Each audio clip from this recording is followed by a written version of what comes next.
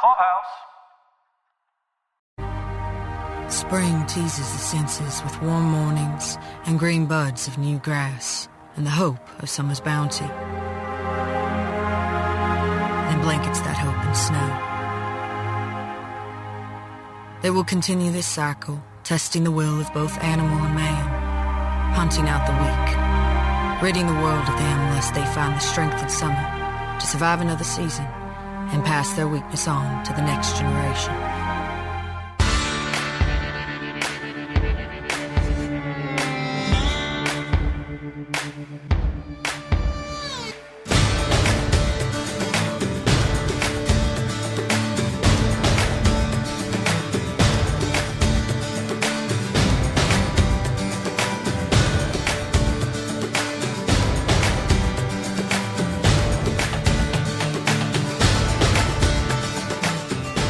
Welcome to Pod Clubhouse's coverage of 1923, a prequel series to Yellowstone. This is Caroline. And this is Mike. Tonight we're discussing episode 4 of season 2, Journey the Rivers of Iron. Tonight's episode was written by Taylor Sheridan and directed by Ben Richardson. Just a community note, please join us on Facebook in the Yellowstone 1923, 1883, and 46's discussion and news group to discuss 1923 and the whole universe of Yellowstone shows. Guys, we've totally assumed that you've already watched this episode. We're not going to go step by step and recap. But if you haven't watched, please put us on pause, go watch, and come on back. We don't want to spoil a thing for you. Caroline, hello. Mike. We have to let's jump right into this episode because I want to talk about the opening clip we played leading into this episode. This is Elsa's voiceover for this week. She's talking basically about how spring teases us with the hints of spring, right? Buds, new plants, new life, but then buries us again in snow, which anyone living in the country everywhere right now, I think we're right in that same exact kind of time period where, you know, the fall spring warnings that we all get. But I always post those things on Facebook. It's like second spring, false winter, all the things. Right. Like seventh ring of hell. It does feel like that. We always get those like glimpses of the spring. And I always feel terrible. My flowers always bloom and then it's like, bam, at 30 degrees. And it's like, poor flowers. They just don't know whether they're coming or going, the They don't. Life. Our weather is crazy. I want to talk about the clip, though, and the meaning of it insofar as a theme for the week and maybe a theme for the show. This idea of teasing us before hitting us again in the face. And I was thinking about maybe it serves as a warning to our characters. You know, this episode, Elizabeth and Jack find out she's pregnant with a new baby. Is this a warning? This is a spring tease to Alex about things not getting worse, even though now that she's made the train.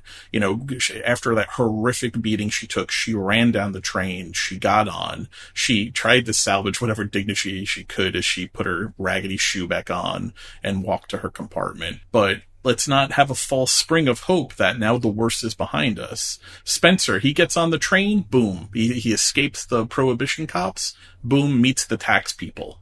Everywhere we go, it seems if there's a glimmer of hope, it almost feels like you should be wary of it, that it's a spring tease. Does that resonate at all? Am I off track here? It does. I mean, I always think that we have to remember Elsa's words back in 1883 for any of you listeners who did not watch.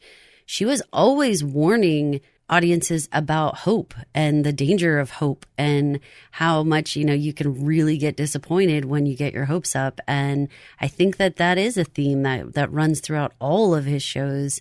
But you're right. These are little moments where you want to grab hold and say, yay, this is so exciting, and a new baby, or we finally made it to the next leg of our journey or whatever.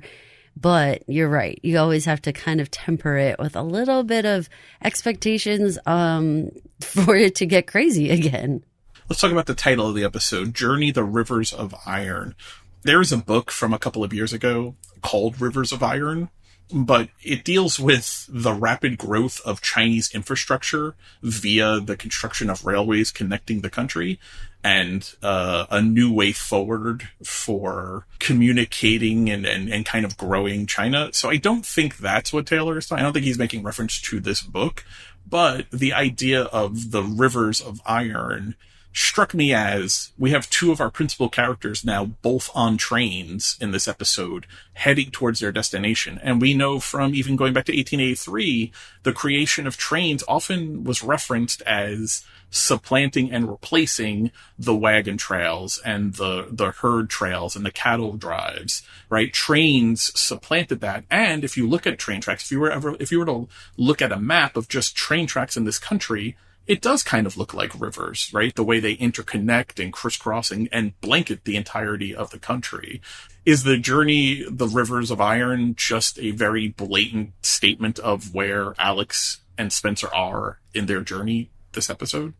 When I think about trains, I know that they do use like explosives and stuff and like go through mountains and things like that. But for the most part, I feel like they follow the terrain, not unlike a river where they're sort of forced by various paths of least resistance. Yeah. Though they do carve, right? I mean, the Colorado River, right? I mean, right, you're right. Rivers do carve their paths as well. And so in a way, so I could see the connection there.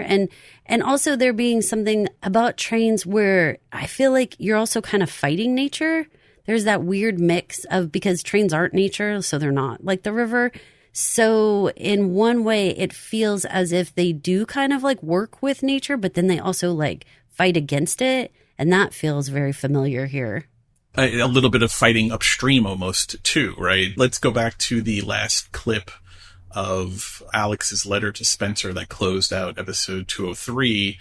You know, what fresh calamity, what new hell has the devil devised to keep me from you?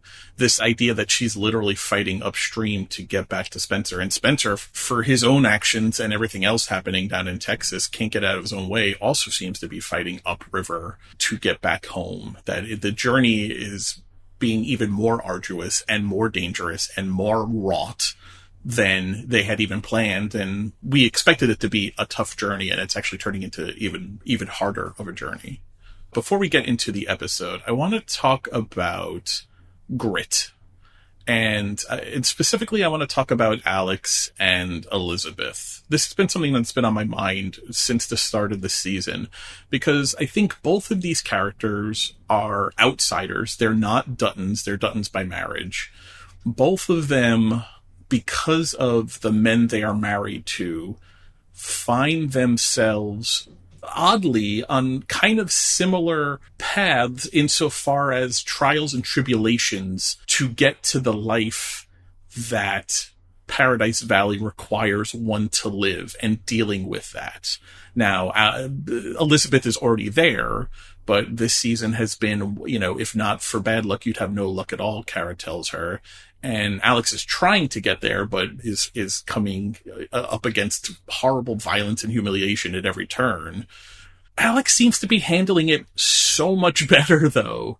And I'm curious if we should be unfairly, or maybe I am, and maybe this is my question. Am I unfairly judging Elizabeth because Alex seems to have so much more grit? She was humiliated and demeaned at Ellis Island. She had to stay in the tourist compartment of the boat for a month, all the while being pregnant. She got jacked up in a horrible way in that bathroom, still got her stuff together, still protected the letters, got on the train, had to deal with the indignity of that shame walk through the fancy compartment, finding the lady in the compartment already taking her bed with her kids. He took everything, she says to the lady. She's still going, though. Now, we talked last week about what is this journey going to do to Alex by the time it's all said and done. But let's put that aside. Let's just talk about grit and carrying through. Elizabeth is having to take, albeit very painful, shots, but she's alive. She's healthy. She's pregnant. And yet she seems to be handling it so much worse than Alex. Alex doesn't have the luxury to lay in the bed right now and scream and cry. Well, let's back up a little bit. Okay, so let's talk about things that these women have endured, right? So Elizabeth kind of knows what it's like to live on the ranch now. And I'm only going to say kind of because she really hasn't experienced all the seasons and all the different facets, but she's definitely been there for the worst parts. She has lost a baby. For the most part, that is worse, I think, than some of the stuff that Alex has gone through. While Spencer and her were pulled apart by circumstances and rules and laws and stuff that are not fair for the two of them. And they're trying to get back to each other. And they both have that attitude. Jack shows no urgency to be there for Elizabeth. No like comfort for Elizabeth. No real, he's confused. He seems so much more, I mean, when you compare Spencer and Jack, I mean, my goodness, Jack seems like a baby in comparison. So I think he's also not, she doesn't have the counterpart that Alex does to feel like Spencer is going to do everything he can to get there. Jack, on the other hand, seems to just kind of like wander on by and be like, oh, hey, are you still here? Are you still in the bedroom? Like where I left you, basically. And Alex is actually actively going through something where she's like there moving through space and time like the whole time, right? She has to actively be making decisions. Sometimes that moment of like being in the crisis, you have that adrenaline going, you have more of like, I'm going to get through this. Whereas like Elizabeth, everything is very passively happening around her, you know, like, yeah, her husband's not around, but he's just not around, you know, or like, I know like obviously the wolf and stuff like that happens. Obviously that's way more active, but for the most part, she's spending her time just crying very passively in a room. When not being forcibly carried to the bed to receive a shot from the... Right, but she doesn't have anything to actively do. Where, like, right. Alex can do something to try to make her situation better. Right. Where Elizabeth, I think, feels, you know, though her hands are not literally tied, they kind of are. You know, she's stuck sitting there right now because of these shots, but also just generally speaking, like, she can't get out of there because of nature and everything else. So there's a lot going on with Elizabeth that I think is more...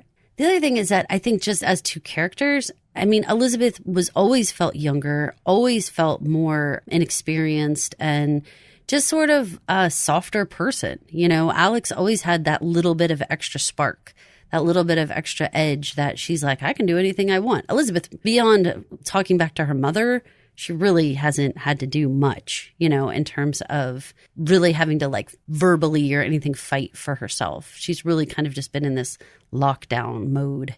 Let's listen to Jacob's speech to her, because I think this is actually, and maybe because it's Harrison Ford giving it, and I forget how lucky we are to have Harrison Ford and Helen Mirren, but in this particular case, Harrison Ford in a TV show delivering these kinds of speeches, who in someone else's hands maybe wouldn't have felt as wise or as poignant.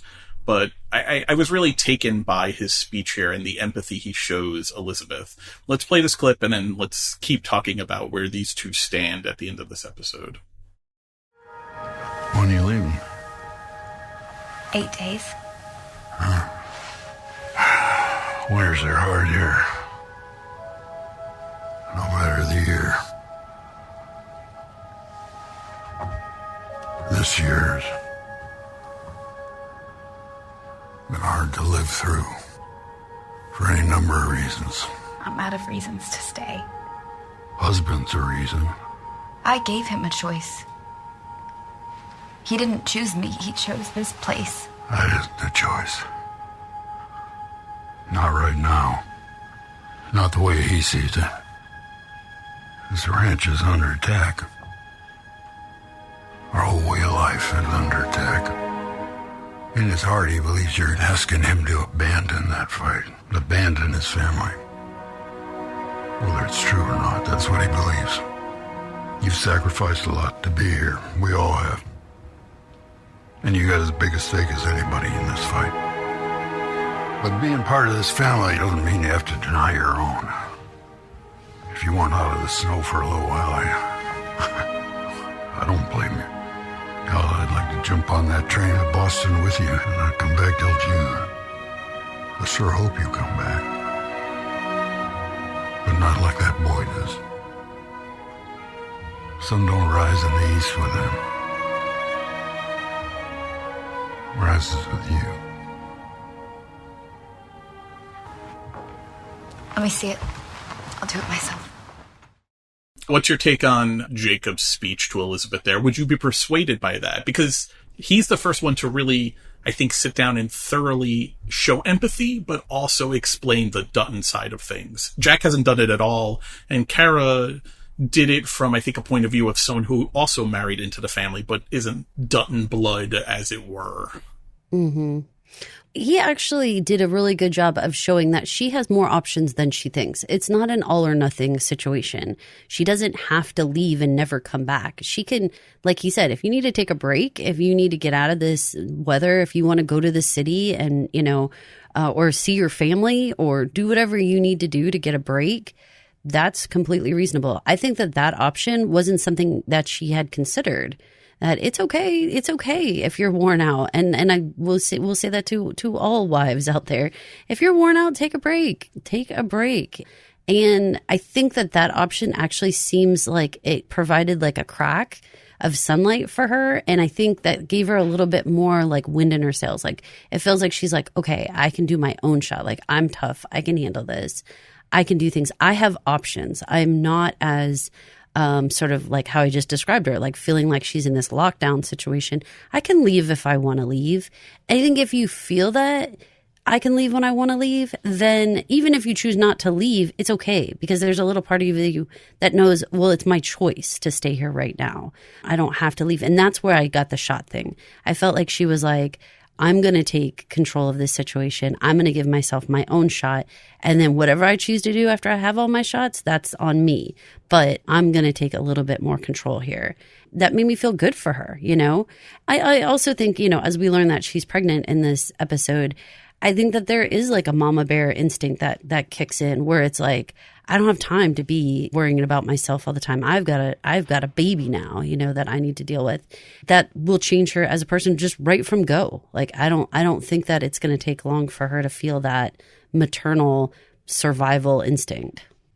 What do you think? Do you think it's fair to bring up this option of like, hey, you could just take a break, you don't have to just leave forever. I think we all need to normalize moms deserve breaks.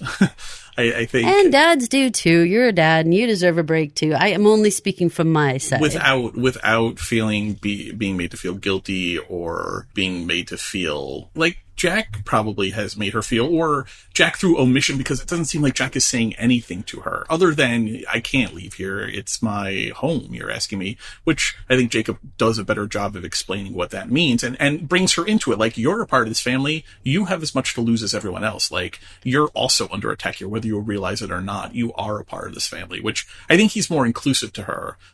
Yeah. You're in so much that you actually are completely fine with taking a break. Go take a vacation. That doesn't mean you're gone from the family. Like, I feel like he's showing, like, you don't have to have this extreme, you can be part of our group and take a breather. You don't have to just leave forever. And I think I think she didn't put those pieces together. Like, I'm allowed to be a part of it. I don't think anyone had ever said that to her. I don't think she realized that was an option, because no one had ever said, like, you can go, but I hope you come back, which is how he phrases it. I'll do it myself. Now, at the end of last episode, when we were talking about Elizabeth after Kara smacks her and talks to her about, you're a woman or close enough, and, and all of that.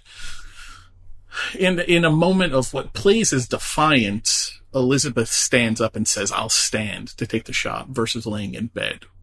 And I made note of it because I knew this scene was coming up this week.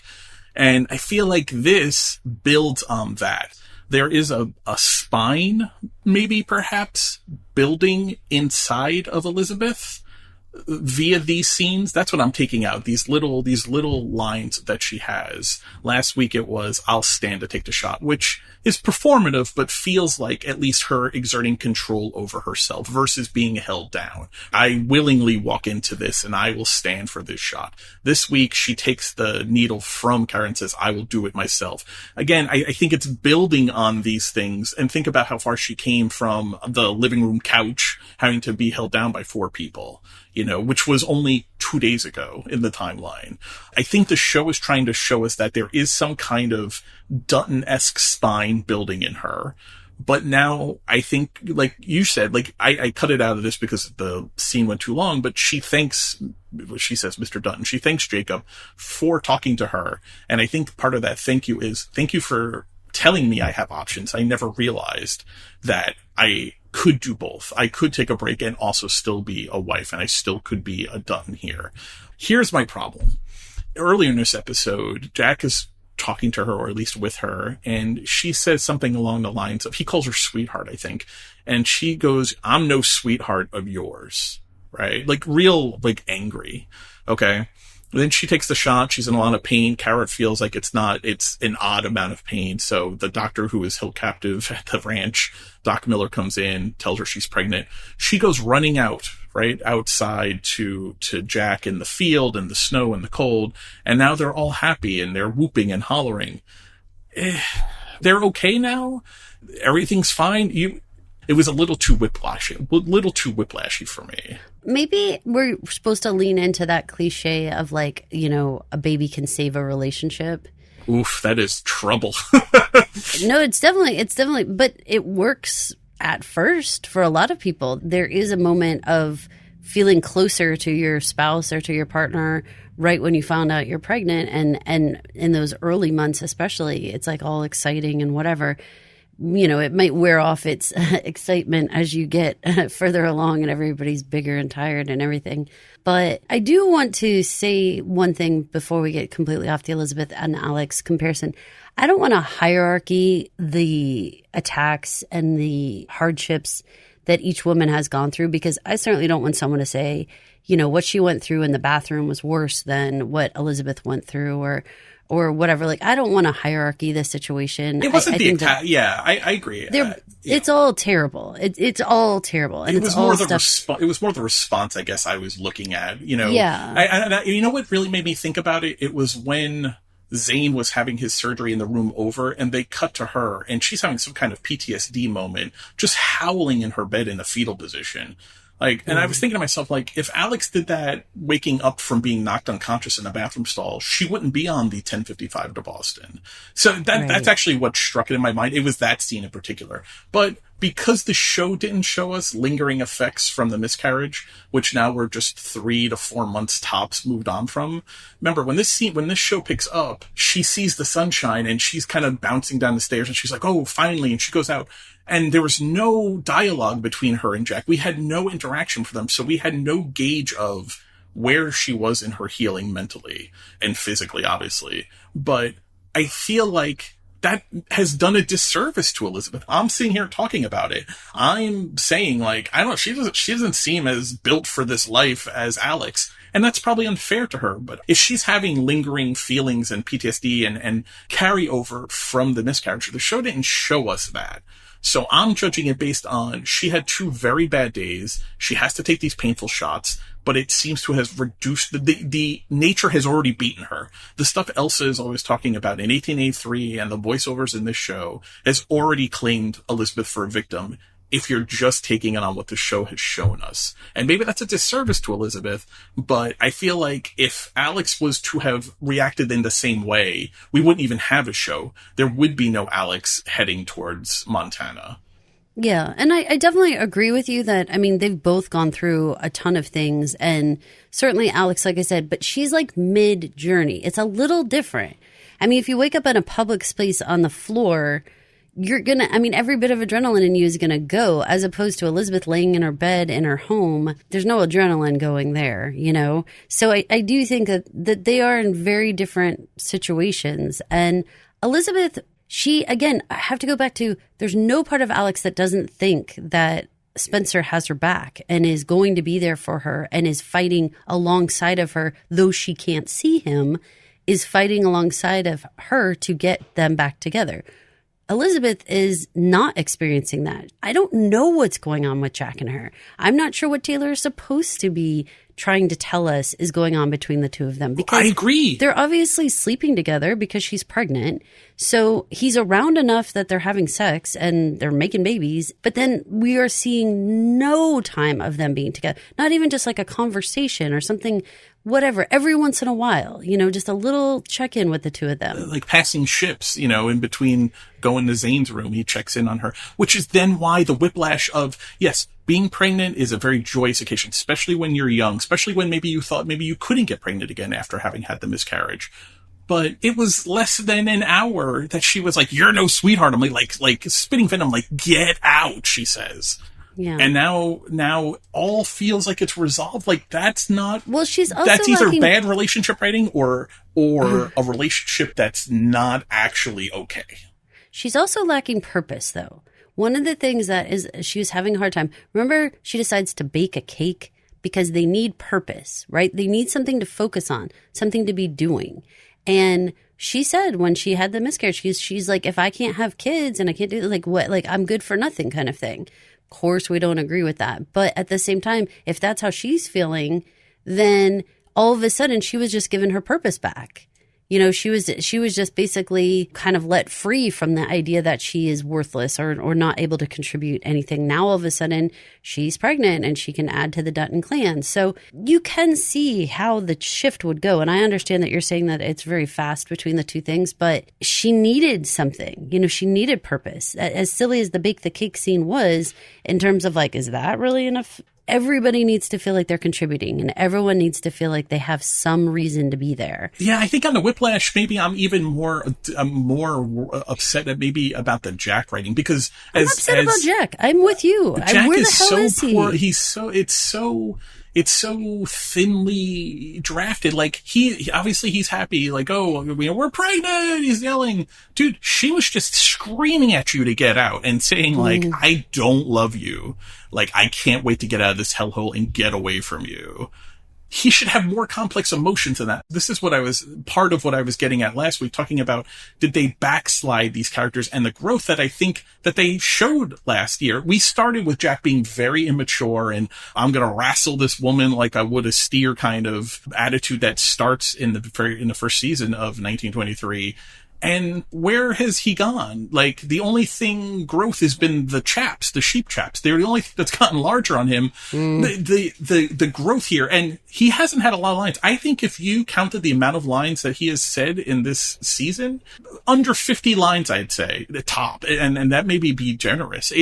Maybe it's just too many characters or they just don't know what to do with them. Or is it possible we could blame a little on editing, maybe in terms of just like, we're not seeing, and Yellowstone has done this. They have taken some of the big moments and not let us see it. Yes. You know, just tell us about it later. A lot of off screen. So if there's things that are happening, you know, if Jack and her are having these conversations or are having some more closeness that we're just not seeing as an audience, I mean, I agree that we're getting a very mixed message. Like, what is the status of their relationship? I have no idea. If it is editing, because we did see this in 1883 in particular, between the main character, between James and Margaret, so much happened in their relationship and other big plot points happened off screen, but they were characters who had a lot of screen time, so you could kind of fill in the blanks. These two together are getting so little screen time that any editing or big moments happening off screen between them is really killing the momentum of them together. I feel like Elizabeth has more chemistry and more developed relationship with Kara, and even Jacob, though this seems like maybe the first time he has ever spoken to her alone is this scene, still feels like something more substantive than we have seen the Jack and Elizabeth. And if these two are the progenitors of the future of the ranch, I need more. They need to be much more front and center. If Alex and Spencer are red herrings, or if they're destined to be the Kara and Jacob to Elizabeth and Jack's children, if that's something they're doing, we need more of them. Let me throw out this concept about Elizabeth. One of the things that you mentioned is that she was close to Kara, and that's true. But one thing that you and I have questioned in watching the last couple of episodes is that, do you remember the scene when Kara like first comes downstairs and the doors are open and the snow is in the house and and there was that moment of like, are we witnessing like a nightmare, or is this some sort of like reality break or something? Because this seems not like real, you know? Right. And we heard the scream, which I think we both thought was Elizabeth when we first heard it. It turned out to be the nurse. Completely. And so given that, what I would like to throw out is that Kara is fighting her own battles. She has her own stuff that's going on. And so that rock that Elizabeth had from Go isn't there anymore in the same way. And also with Jacob being around, Kara spending time with Jacob, they're having more conversations with each other. The one person that made it okay to be there, the one person who kept bringing her back down to earth and telling her like it's going to be okay and all that kind of stuff, she's also kind of got more on her plate that she's becoming overwhelmed. And so I am going to blame a little bit of what is different. Well, they have a tremendous lack of support now. And introduce Zane. Now we've got another medical issue that is far bigger than your rabies issue. So it's like you're going to have to take the back seat again. Like every little thing where she was kind of important and special and things that people were paying attention to, something else bigger and badder is happening to someone else. And she's kind of having to play, second fiddle to all that. And whether you look at it from storytelling and say, well, so we can't focus on her and Jack so much because we've got these bigger fish to fry, or whether you focus on it as like just actual characters, she really doesn't have as much going on. And so why would we focus on her when Zane's going to have brain surgery, and she's just getting shots for rabies? Like those are not the same. I don't know. Let's put a pin in it and let's say, listeners, you guys tell us what you think. What's going on with Elizabeth and Jack? Did they abandon this relationship? What is going on? What do you guys think is happening with the comparison between Alex and Elizabeth? Do you think we're supposed to be comparing them? Do you think they're just two completely different storylines? We shouldn't be comparing them at all. We want to hear what you guys think. You mentioned Kara and Jacob. They're finally back together after having been separated for 2 episodes. And they kind of fall right back into the things we love. And again, reclaim instantly best relationship maybe on television. They're just so great together. I'm curious what you thought of Kara telling Jacob, who was very smug in his moment, because all he knows is he dispenses this wisdom to Elizabeth. And then the next thing he knows, she's running outside joyously and ebulliently into Jack's arms, and he's taking all of the credit, and it's delightful and it's adorable. And Kara tells him, among other things, it's your complete lack of knowledge of women that has been the cornerstone of our marriage. A lighthearted moment. It's funny how these two tend to be the more lighthearted or more rom-com-y moments of a very serious and dreary show. Happy they're again. I know you're a big fan of these two when they're on screen. I am. I'm very happy they're back together again. And I thought that, when the camera showed Jacob's face having maybe not as jubilant as everybody else, being a little bit more guarded, I've got a couple ideas on that. One, he knows that Elizabeth's already experienced a miscarriage. And from what we understand, or what I think we believe, Kara had a number of miscarriages. So maybe as somebody who's lived through it, he's feeling a little bit guarded that okay, but Elizabeth's already had a miscarriage and I've lived this life and it could lead to another sadness. Another thing is, if you look around at this ranch and you look around, everybody needs to be able to hold a gun and be able to defend everything, like their property, their way of life, their values, everything. Having a pregnant woman isn't the best. That person is pretty vulnerable. They're not going to be able to do as much in theory, right? They might be a little bit more, you need a little bit more delicate. You can't just take off into the woods or something, whatever you think you could do. And then even thinking about a baby, okay, so then we get through the pregnancy part. Let's say we do have a healthy baby. Okay, now we have another mouth to feed. Now we have another person to protect, another person who can't do anything for themselves. So it's adding a lot of responsibility and a lot of potential worry that I think Jacob, as an experienced person in the world, has experienced all of those things. And I think he understands the gravity of the situation beyond just being excited. And I think that wisdom was showing through. Just to clarify, if people aren't sure, because it wasn't a line really, it was more of a look and a line. It was, what we're talking about is when Jack screams back up at the house, "Did you hear? We're pregnant." And Jacob responds, "Yeah, I heard. Great." And the way he says great and the face he says, the words don't match the face he's making, and it is full of trepidation, and Jacob's face is lined with the worries of the world on it, but it is very guarded, and he's saying great in a way that makes you feel like he doesn't necessarily think it is so great, or at least there's worry behind it. I agree with everything you're saying, and I think it goes back to the opening discussion we had. Jacob has lived a very long life. Again, he's probably experienced his own several miscarriages with Kara. We're in the middle of a very hard winter. He says to Elizabeth, winters are always hard here. This year, even harder still. He has Alice and Zane's 2 little kids also now on top of this pregnancy. But really knowing what the hardship that Jack and Elizabeth just went through a few months ago, this is the false spring.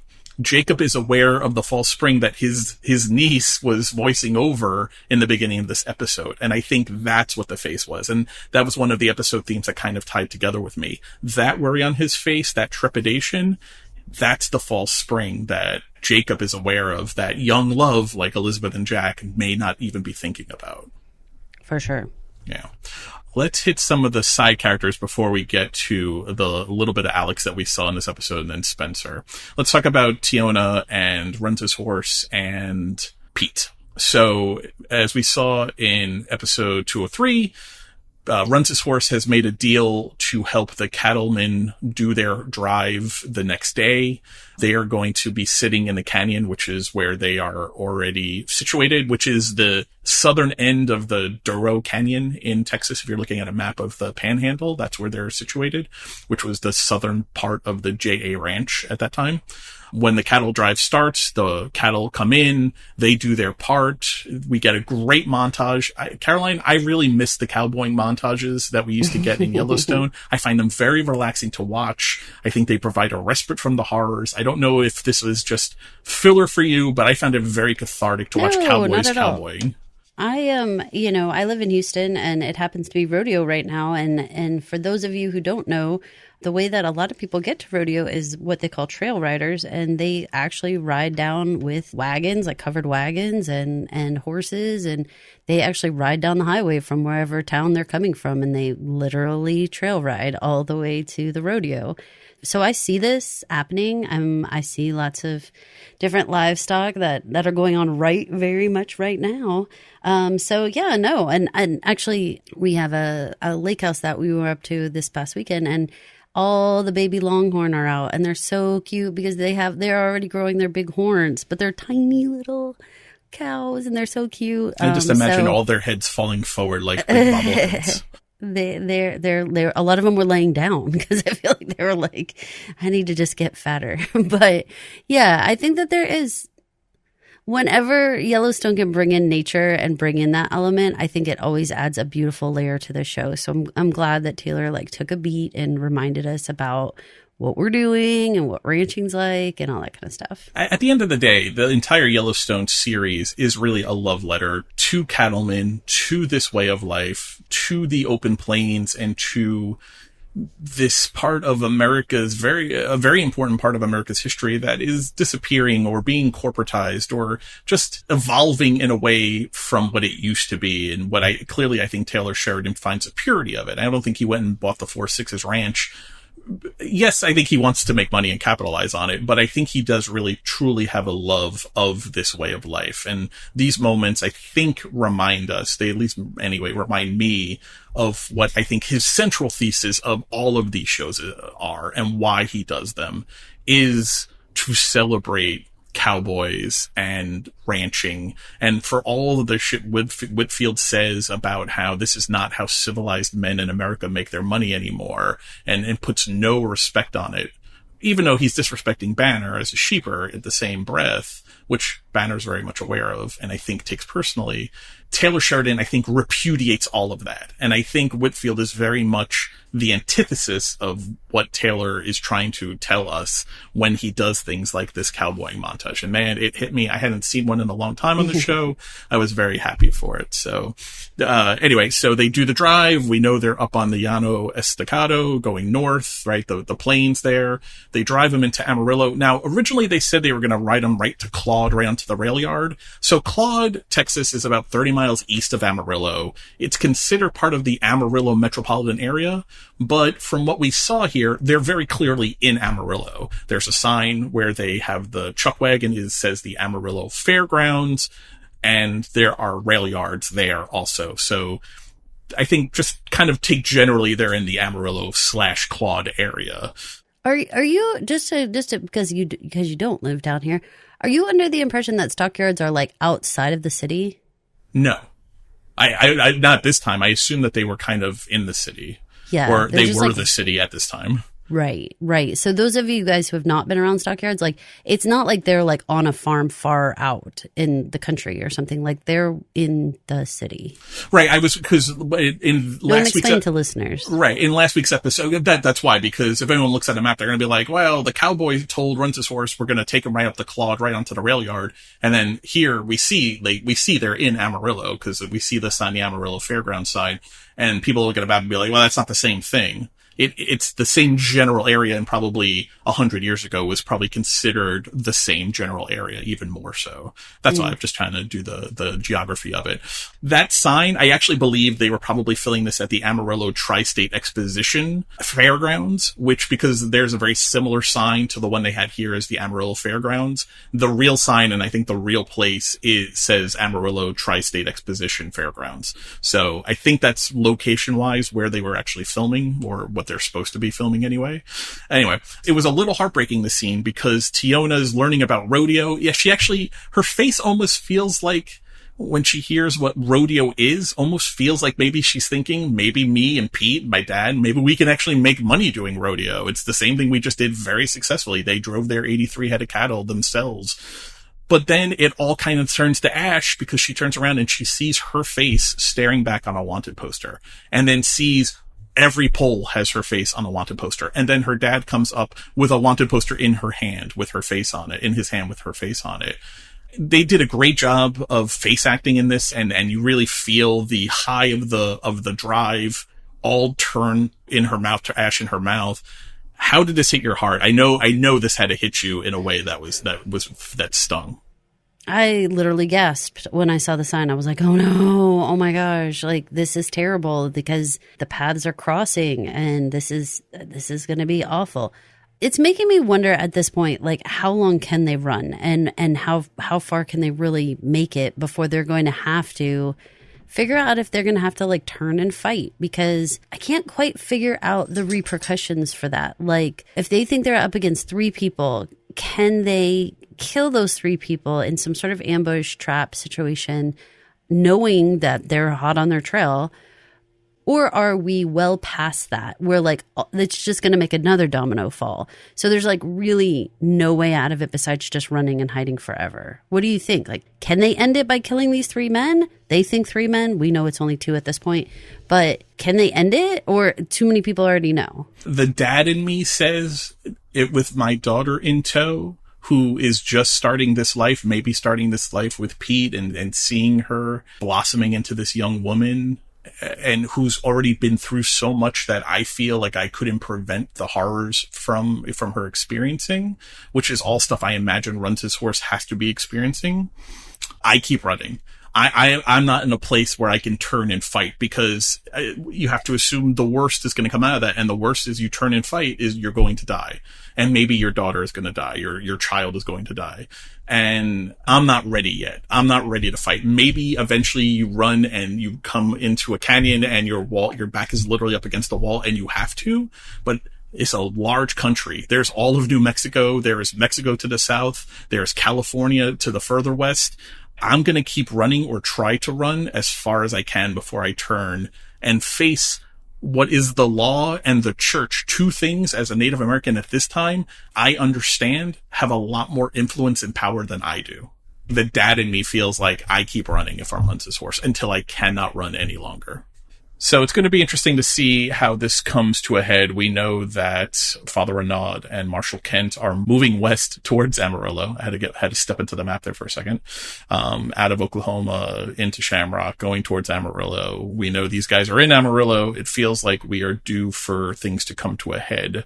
One thing I wanted to drop here, just because it may become interesting, is that at this time, there was a train station, or a train line, that ran from Fort Worth to Denver. It was cleverly named the Fort Worth and Denver Railway Train. And it ran through Amarillo on its way to Denver from Fort Worth. And Claude, the city or town, or the metropolis of Claude, was named for Claude Ayres, who was the engineer of the first Fort Worth and Denver railway train to come through this area from Fort Worth to Denver. So that's why Claude is named Claude, Texas. So nice. Maybe now that you know, y'all. maybe that's bringing Spencer Dutton there, and maybe we're going to have this whole confluence of Tiona and Spencer and the Marshalls and the father and all these things. Maybe Amarillo's where it's at, y'all. So we gotta. You try to throw y'all in there. Yeah, threw a little y'all in there. I sent my son a y'all yesterday. I said, "What y'all doing?" I did. I'm trying to get in the mood. So. Oh yeah, that's a very rodeo-esque attitude. Yeah, get my belt buckles on my sweatpants, trying to do my thing. Oh, no. Reluctantly, we have to return to our villains. We pick up at the very beginning of this episode with Whitfield and his latest scheme. Let's take a listen. What are they going to do with their new money and all their free time? What do they do in Europe?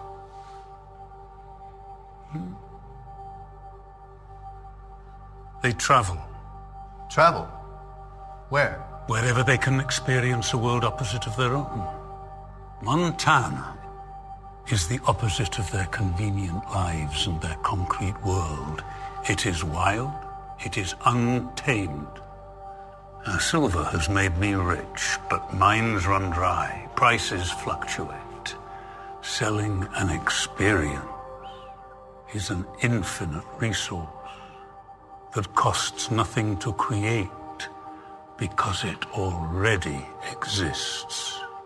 It's a persuasive line. Selling experiences is an infinite resource. That is true. And giving people the opposite of what they experience in their daily life is true. I mean, that scene goes on. Whitfield asks an investor who is asking about the investment. He says, "Don't you go to the beach on vacation?" He's like, "Yeah." And he's like, "Why? We have beaches, rivers, lakes have beaches, rivers have shores, but yet you go to vacations at beaches.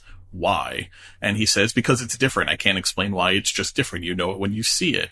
Whitfield is talking something here that is very persuasive and very true, and 100 years on is still very much a part of the Yellowstone, Montana, Paradise Valley experience, trying to build an airport, trying to get the roads going there, trying to build ski resorts, to monopolize and capitalize on this piece of nature that the Duttons defend so relentlessly. I'm curious what you think of this storyline for Whitfield, and this is what they're doing versus kind of switching from the mines. This is how they're going to try to take the land. And I'm curious how you feel, because you were a watcher of mainline Yellowstone. Did this bring nostalgia in for you, hearing this storyline kind of come up 100 years earlier? It certainly did echo the same storylines that we deal with in Yellowstone. I would say that I wanted to compliment the writing in that they went ahead and brought up all the appliances with the women when it came to like the washing machines and the refrigerators and all that kind of stuff previously. And when they talked about that and they were like, well, what are we supposed to be doing? That's when the idea of recreational time got brought up. And it was important that it happened back then because it showed us that an everyday person like the Duttons were like, what do you mean like free time? Like, what do you mean recreational time? Like, what is this exactly? So it really kind of laid the groundwork for all of us to be watching and understanding that this is a change in society where we're starting to have a little bit more time on our hands. People are starting to make a little bit of money.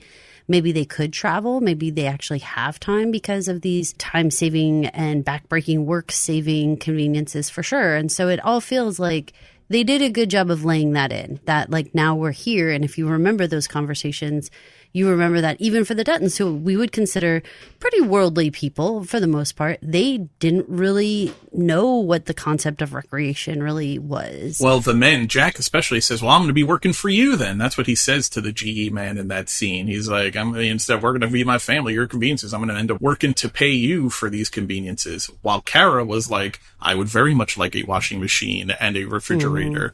She says it in this season when right before Elizabeth is attacked by the wolf in the hen house, Kara is in the ice house carving off a slab of meat and getting some eggs and getting some vegetables from their little ice house. And she's muttering to herself about wanting a refrigerator, an icebox in the house so she doesn't have to trudge out into the snow into a separate building. It's still a part of her storyline. Plus the phone conversation, having a phone installed in their house since they're popping up now in Bozeman.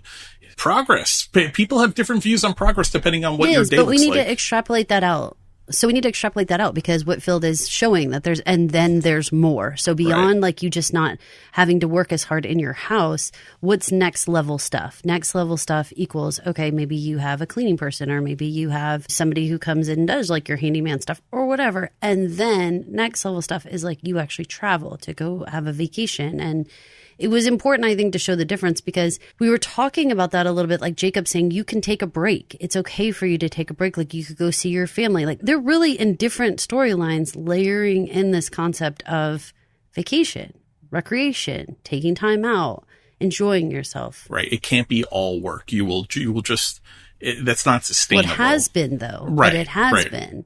And it's only now that we've made enough, inventions and like you said, progress with simple things like roads. I mean, not to make like such a huge, big old deal out of having to go from point A to point B, because now you don't have to like be like going through the treacherous freaking prairies or whatever. Like you actually have some nice roads to traverse and stuff. It makes a huge difference. I am all for spending all the rest of our time with Whitfield talking about building resorts.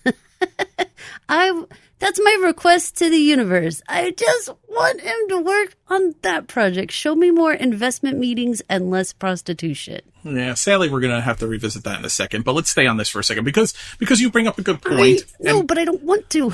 Because you bring up a good point, and because some of the things Whitfield is talking about here are conveniences. So it's progress, but it's progress in the form of one convenience is like having the state pay the infrastructure to pave the roads out to Paradise Valley so people can come to their winter resort, adding an airport so people can come from New York and Chicago. Now, all of that mixed in, we know, and we're supposed to, as the viewers, understand and be on the side of the Duttons opposing these things, right? John Dutton, Kevin Costner, John Dutton, I am the rock upon which progress will break when he's running for governor. I think if you had his way, would not even want the roads paved and certainly would not want phone lines running to his house, and that's in the 2000s. For those of you who watch Yellowstone, it was a complete character trait of John not to carry his cell phone. Like he wouldn't, or to go camping where it couldn't get reception, right? Yeah, he like purposely would go places where it didn't get reception. So, I mean, that carries on very nicely with the theme of like, I don't want a phone, and like nobody wants a phone in 2025 either. And so it begs the question of, are the Duttons right to just so objectively oppose all these things? Now, we're 6 months on, maybe from, or 7-8 months on from that conversation in town in Bozeman with the GE man. There's still no washing machine or icebox in the house. John listened to Kara, but man, imagine how much easier that trip might have been. And maybe she convinces him the storm is too strong. You got to stay in Bozeman if they had a phone line, if they had a phone in the house. We have moved on in time, and yet none of those conveniences have still made their way to the ranch. So the question is, are the Duttons right to be so staunchly opposed to it? What is the harm in having a ski resort and a place for recreation? Because a life well lived is not just work. There should be time for recreation and downtime. I mean, ultimately, you don't want someone like Whitfield, who is evil incarnate. In all of his different ways, he is a bad man and an evil man. So maybe you don't want him having the ski resort, or maybe you don't want Markwood Equities or Dan Jenkins in the mainline Yellowstone show having their ski resorts there. But as a concept, I don't think there are things about the resort. It's not about the resort. It's not about an airport. It's not about any of these things. It's about people. Right. It's about people coming to their sanctuary, and they don't want anyone around there, because all that happens with any type of building is it's just going to create a problem for their land. And it doesn't suit their value system of working hard and being just tenants of the land. Like this is what they do. And so it wouldn't matter if you wanted to build an ice skating rink or if you wanted to build a concert venue. It wouldn't matter.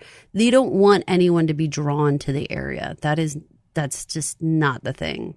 They don't want Paradise Valley to become a tourist destination. Not at all. For anything. They don't want housing developments coming in where people move there. There's lots of things that will bring people. This is just the current thing that they're dealing with. But if you guys choose to follow Yellowstone all the way till current, then you'll find, it's a constant series of what's going to come next to bring a whole load of people to mess everything up. I really enjoyed the storyline because it echoed down through time through mainline Yellowstone. And as a watcher from, basically day one of that show. And you know why, Mike? I really appreciated the connectivity of it. Because it's clever, too. Like, we're sitting here talking about a plan that he has with investors. We're talking about how people can make money. We're talking about how to change things. That is more interesting than whipping a prostitute. Like, sorry, like any day of the week, I'd rather watch this investment meeting. And I feel like I speak for a lot of Taylor watchers. A lot of us like to watch, if you watch Landman, if you watch, Yellowstone, whatever, there's a lot of just straight up minutia about business that I enjoy watching. I enjoy that part. So I'm glad that we actually got some of that in this series. Just for detail purposes, just to hold on to it to see how it unfolds the rest of the season. The ski resort would have to be built in 3 phases, or this investment opportunity. There is the building of the airport. There is the convincing the state to pay the infrastructure of paving the roads through the park to Paradise Valley, and then the investment that he has gathered these men for at $100,000 per, which I imagine is $100,000 per share of this investment opportunity, is the Winter Park Resort, which presumably would be a mostly year-round thing, but certainly focused on winter sports like tobogganing and skiing. Now, a little fact is ski resorts would not actually take off in Montana until the 1930s. So maybe that is a real world evidence that this will fail. Plus, we know in the mainline Yellowstone world, there is no ski resort on the Dutton land or anywhere near the Dutton land, because that is one of the things they are constantly trying to put off all through the 6 seasons or five seasons of Yellowstone. I think ultimately this plan is destined to fail, which is good, but it's going to be an interesting storyline to see how Banner and Whitfield go about trying to seize the land, because as Banner helpfully tells us and informs Whitfield, your entire presentation is built on a resort that currently sits on Dutton land. So he says, go give me the army that you promised me. It's time. Let's talk about Banner, because we talked in the very beginning of this season that perhaps Banner is being set up for some kind of redemption arc or some kind of rebellion against Whitfield. And though he goes along in this episode, and we're going to play the clip with his wife, I am not convinced that I think he is taking immense offense constantly to Whitfield, because this is the second or third time now that he has openly denigrated the business of ranching. Now, Banner and his ilk are all sheepers, and I think they take a lot of pride in that work. And I am not convinced that... Wait, did you say sheepers? That's because that's what Banner refers to them as. That's hilarious. I feel like we should definitely call them shepherds, not sheepers. When in the episode, when he tells them about his army, he's like, I've got 35 sheepers. I haven't talked to the miners yet. So I'm sure sheepers. It's just, come on, laugh. I love it. No, I'm all about it. I think we should have t-shirts that said Proud Sheeper. Proud sheeper. But the concession is the sheepers want to be able to graze their sheep on the snow hills during the summertime when there is no snow. So he's going along. He's going to raise the army. He understands the marching orders from Whitfield, but I think he's being rubbed a little raw. I'm curious if you're picking up on these clues, or maybe I'm just reading into it because I want Banner to ferment rebellion from the inside against Whitfield. During that scene, in the opening scene, when Whitfield is talking very much about how peasants work the land with their hands, but the sophisticated people of this country are using their brains, not their hands, to generate their wealth. Are you seeing Banner bristle at that at all, or am I inventing that? There could definitely be some little chunks being taken out of Banner's ego, because he is spending his time telling him that his way of life is stupid and passé and less than and all that. And he may take that for a while, and he maybe even enjoys this life for a while, but he does kind of seem like the kind of guy who maybe at the end says, you know what, I like who I am. I like the purity of working the land. I like tending to the animals or those types of things.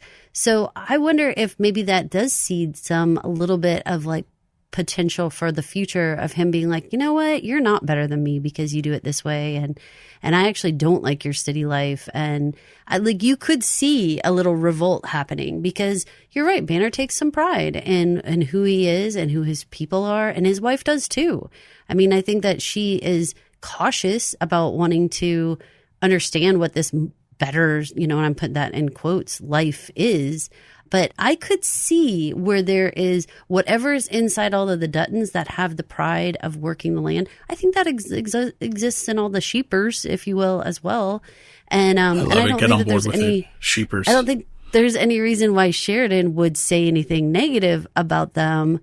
So if you're going to make the villain be the one to say that, it seems like there's a good shot that Banner could have a moment of like, hey, wait a minute, I am not less than you, and I actually don't want to go through with whatever this is. I think Banner is wrestling with this beyond the insults to his pride, which I agree, and then that's how I'm taking it exactly. Maybe not enough to make him rebel at this point on its own, but I'm seeing at least anyway what I think are like little micro aggressions of I don't appreciate this constant barrage to what I've dedicated and presumably who have come before him and everyone he knows have dedicated their life to.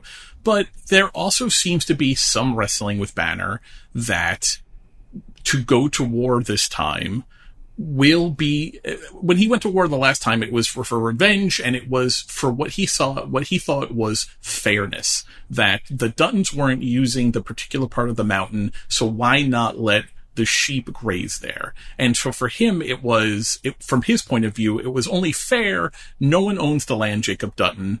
You're not God. That's what he says, yelling on the street in Bozeman in season 1. And he feels very righteous in his cause in season 1. I am seeing hesitation there. And I think that takes us to the conversation he has with his wife when he finally comes home after what should have only been a day, and it seems like he has been away now for several days, and he returns to the hotel where she is waiting for him. Let's take a listen to this conversation. What if I told you our boy could go to university? Anyone he wants. And when he graduates, he could run the empire I build for him. And you would never have to garden again. Or wash your laundry in a bucket. You wouldn't need to cook. You could be cooked for. And your grandchildren could play in the snow, not work in it, not freeze themselves to sleep at night. What if I could give you all that?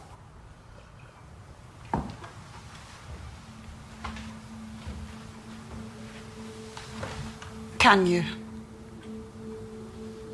I can. I am. But to give you all that, someone else must lose it.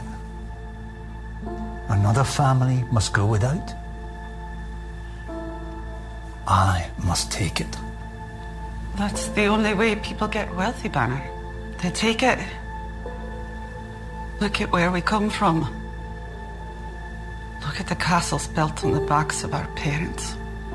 If you said that could be our castle, but you must throw the prince from the wall,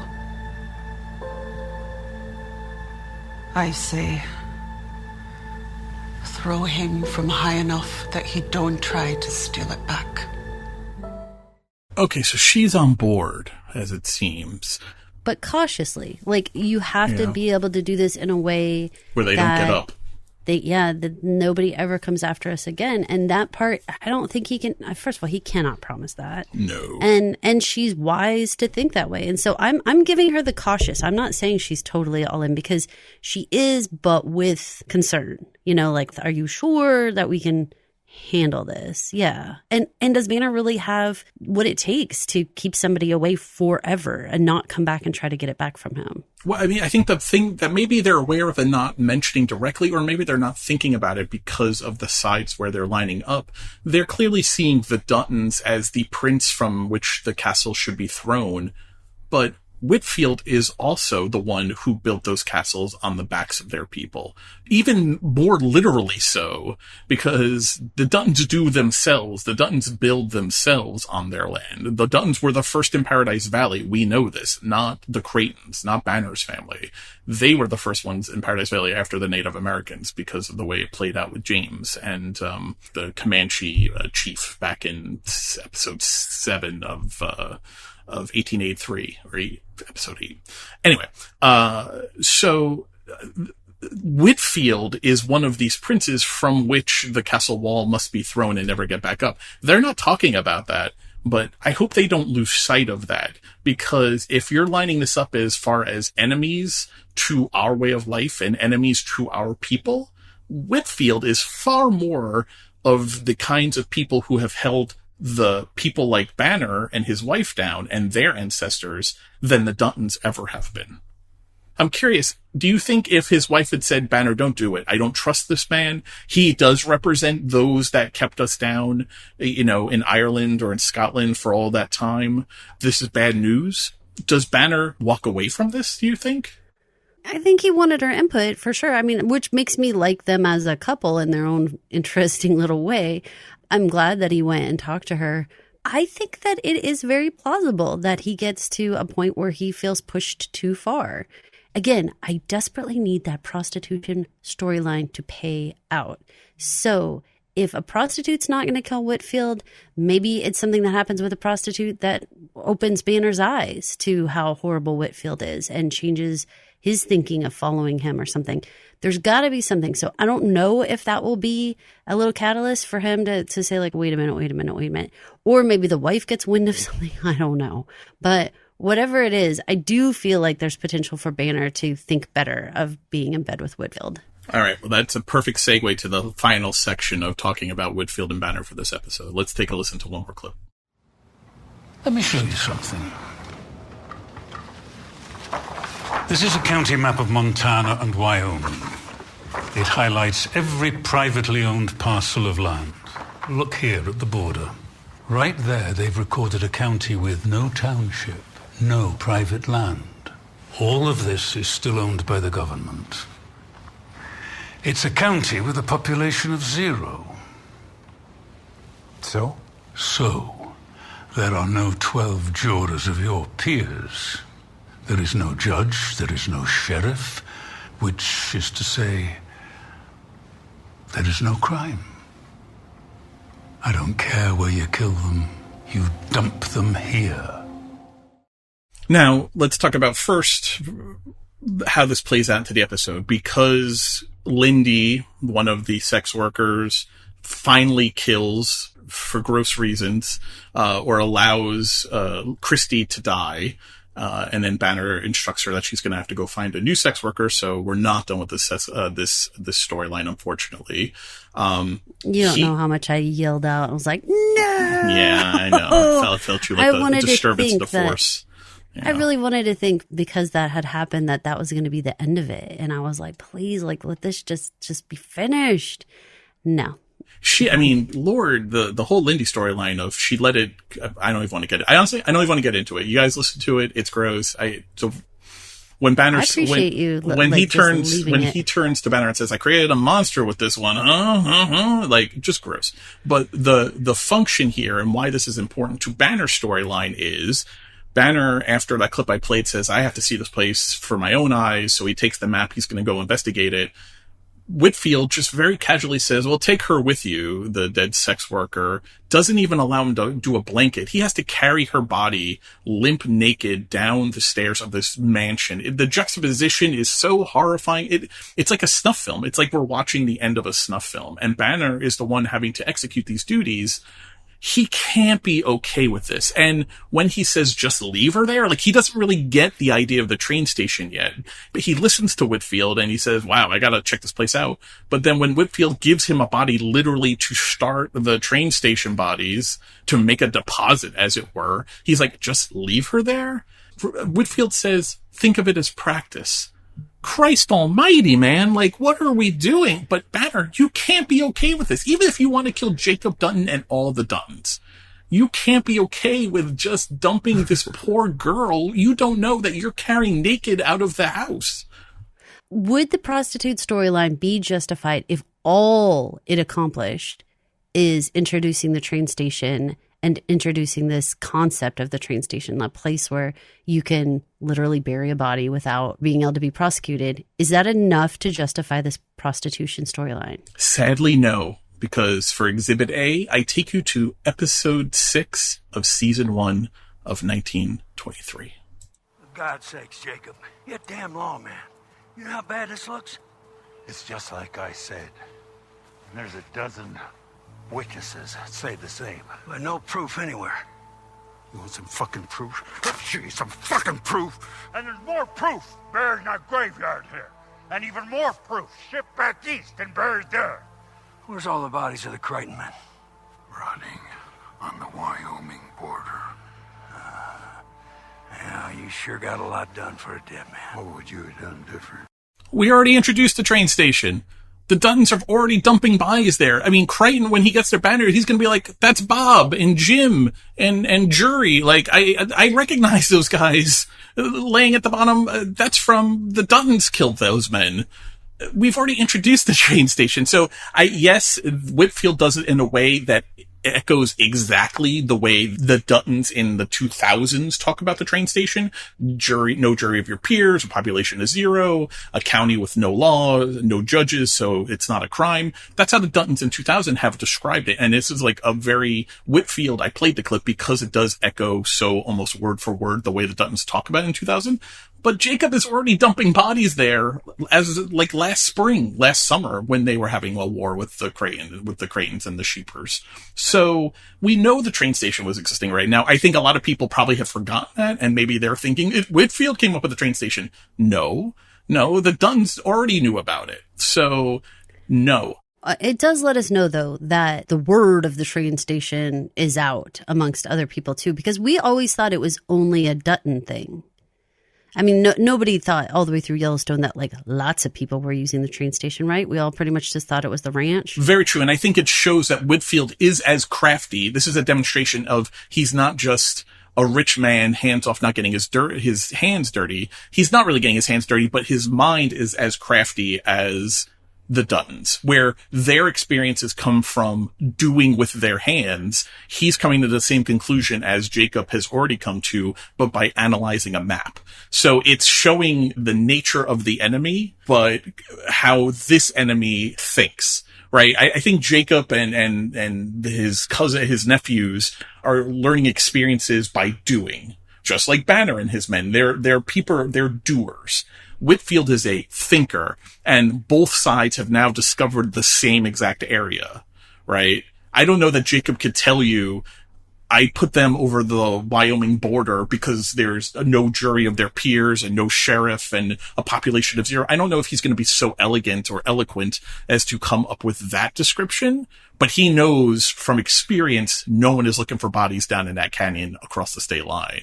Whitfield is going to give you a very eloquent description of the train station. But I think the purpose of it is to show you that these two enemies have already come to the same dumping ground. But I don't want anyone giving Whitfield, I don't want anyone giving him credit for coming up with the train station. That's why I played that clip, because that is a Dutton creation, a place to dump dead bodies, goddammit. Will the sex worker storyline be worth it to you if not for introducing the train station in the way that it was introduced, but the nature of Banner having to carry that body down the stairs and drop her like a piece of meat over a cliff? If that eventually nestles into his brain as the start of foment of revolution from within, will that have justified it? If it turns out not to be Lindy, or obviously not Christy, or any other future sex worker killing Whitfield, but it sets Banner on a course of, I cannot be involved. That could be my wife or my child that I'm putting over the side. I definitely thought he seemed worried and disgusted by the situation. He wasn't like, hey, that was fun. Again, I think that these little steps, taking him down a notch by acting as if that his livelihood and all of his friends' livelihood is not good enough, making him be this disposal guy. I mean, I think that there are grounds here for us to say that it would be reasonable for Banner to say, I changed my mind. I just do not want to be a part of this anymore. Yeah, he definitely looked disgusted and worried coming down the staircase. Let's bring a wife into this prostitution scene and let's see how this goes down. I'd like that. I'm curious. I'm curious if her tune will change, or Banner's tune will change. If remember, Banner we know is keeping his wife apart from Whitfield, not introducing them. She has not met this man yet, which shows that Banner does know there is a problem here. He is aware of the red flags. It's just not outweighing what he sees as the obstacle to what he wants. But he's aware of the red flags. All of his actions, I think seem to indicate that. I think he is cautiously trying to figure out what he can get out of it. We all have to remember what Banner's situation was. He was in a no-win situation. I mean, he has no sheep left. His sheep were taken, and he has no way to make money. So he is in a bad position right now where he does need to get in bed with bad company right now. But I don't know why, because normally I would not have any love for a character like Banner. I would be like, no, he's just a shitty guy. He's like a low-level lackey kind of guy. Not great. Don't like this guy, right? But I don't feel that way. I have some other little part of me that's like, I don't know. He might actually come back and have this salt of the earth kind of like, I am a man that works the land. I am a man that works with animals, and I am not going to stoop to this level. And to me, there's something about that actually echoes what I think that Taylor would want to say about these people. So that pulls me that way, that like he wouldn't want to set these guys up to look horrible because he is a big advocate for the people who work the land. So I'm having a little hopefulness. He does seem to be antagonistic to sheep. He does seem to treat them as vermin, the way they eat the grass to the root. When it comes to cattle. Who does? Taylor does? Taylor, the way, if you go back to season 1 and listen. So you're trying to say he makes the sheepers out to be bad? He certainly sets the sheep as a nuisance to cattlemen in season 1. Okay, so you're disagreeing with me that like he wouldn't protect Banner then? I think he appreciates the working with your hands and the do-it-yourselfness. But I'm just for fair play, I'm just calling out that in season 1, the reason that Jacob is so against the sheep grazing on the land is if Taylor's words are flowing through Jacob, he talks about the sheep in a pretty derogatory way, that the sheep essentially destroy the pasture land for the cows to graze on. But we were also setting Banner up very much like a one-sided villain in season 1. And season 2, I think we're focused less on that and more on Banner is more like the Duttons than like Whitfield. You know what I mean? I think they're evolving the Banner character. Yeah. Yeah, I think that's right. And so because of that, because I think he fits better on the Dutton side than he does the Whitfield side, I want to think either he's going to be this huge cautionary tale of like, yep, see what happens when you like run too fast, too far, too close to the sun, whatever, see what happens. Or he will change his mind and suddenly get a little bit of Jesus in his heart. All right, so let's just talk quickly about Zane and Alice, because we actually got a little movement in their storylines. I love these two. I wish we were spending more time with them. So I'm happy now with Zane feeling a little bit better and maybe cured. Maybe we can get some more of their storyline going. I want to ask you, Caroline. That was like the most insane procedure ever. Yes, very graphic. super graphic. I have questions. Like, insane. I'm curious if there are any doctors out there listening.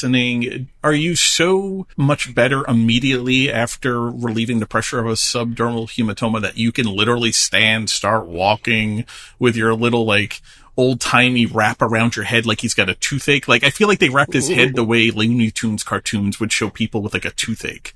They definitely did. And he's ready to go to war. He's like, I'm good. Let's go. And which is great, but also, is that how it is? Is it just like that? I don't know. Also, I'm going to trust the writing, because I don't think that they would make him do that if reality is it would have taken him months or something to be able to stand up. I don't think they would do that. How does the hole in the head? How does the hole in the head heal? Like they remove? I think you have to pack it with gauze and stuff and let it like heal back. But I mean, I don't know anything about like a skull healing back. And presumably he put the skull bit back into his head, I guess. I guess. I don't know if he could have done that because he was using like a drill. Like he cored it, but if you shove the core of the apple back into the hole, like if you core an apple and then shove it back in, like I guess in theory it'll go, but I feel like there's We're some just seams gonna go there. with that the medical side was right. Okay, that Yeah, this is how they did it at the time, and somehow it actually could work. It was pretty awful, disgusting, gory. Now, we haven't seen Alice in a substantive way since the one time we really met her, where it was the episode where she gets taken at the end of it and Zane gets beat, which set all of this in motion. Were you surprised that we got her and having actually a one-on-one conversation with Kara, talking about wanting to move to California, getting away from the miscegenation laws? And even more so, Kara's saying essentially it's kind of bullshit everywhere. And what happened to you was a shot for us. And I think she's telling her, you're no better off anywhere else, so stay here. We'll protect you because we're part of what happened. We're the reason what happened to you. Both of those things, I wasn't expecting it, so I don't know how I feel.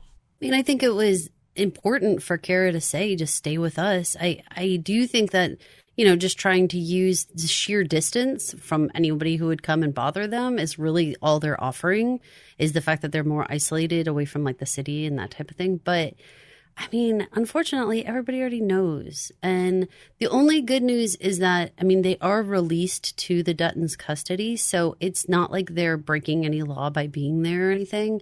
But I feel pretty nervous that it's not going to be left alone. And this is going to still just come back on them. But I do want Alice and Zane to be able to stay. I think it's good for the storyline to have the kids and have the family and have more going on. Because when it's just Kara and Elizabeth, and especially everybody's gone and whatever, and little by little people are coming back in. The doctor came, the men came back, all that kind of stuff. But Yellowstone's always the best, generally speaking, when that ranch is active and full of people. So I do want them there, but I just don't know how safe it really is. I love that Kara's trying to offer safety. I wish that safety was more certain. I think the rule of Yellowstone and the Yellowstone universe is that safety is an illusion. There is no safety. There's nowhere on earth you can run. As Spencer and Alex are proof of this. They've been around the world, or a decent part of it at this point. There is no safety anywhere. So you always have to be at some point, which is funny because this kind of goes back to Tiona and runs his horse. At some point you have to be ready to turn and fight. It's just how far can you run before you're forced to do that. Alice and Zane, because of the court order, they're at the end. They have to turn around and fight now because they can't go any further than the Yellowstone Ranch.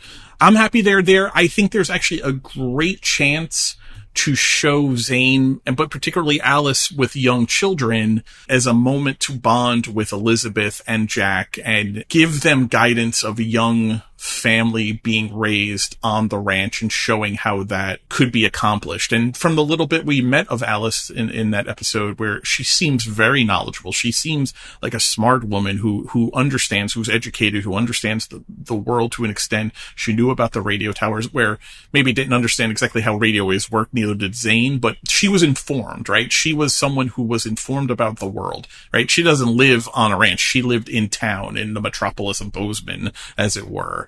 I think there is good potential there for Elizabeth and Alice to maybe bond and see what it looks like to raise children on this ranch, because we haven't seen children raised on the ranch since Jack Sr., Jack's father, John Sr., Jack's father, was a little boy, and Spencer was even younger.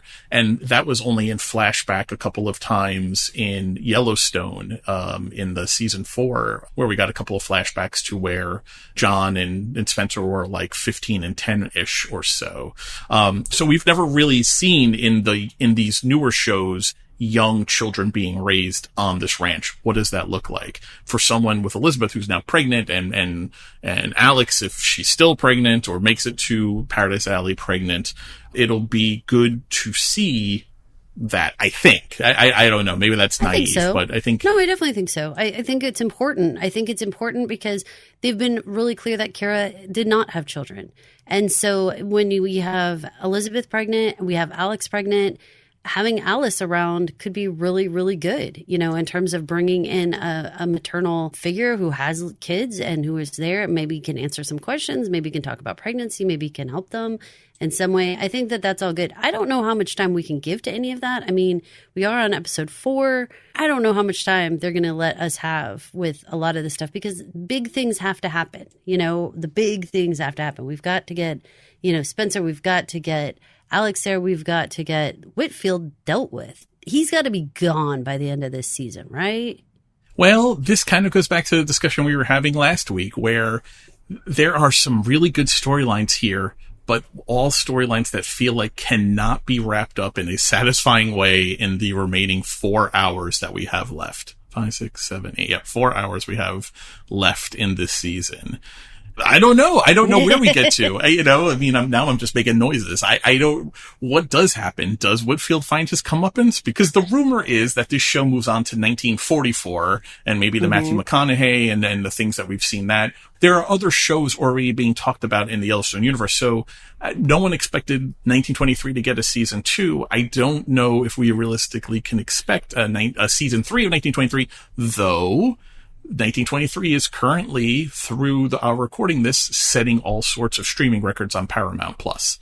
So maybe that is something where let's keep this unit together before we move 20 years into the future to that 1944 segment and a World War II edition of this family.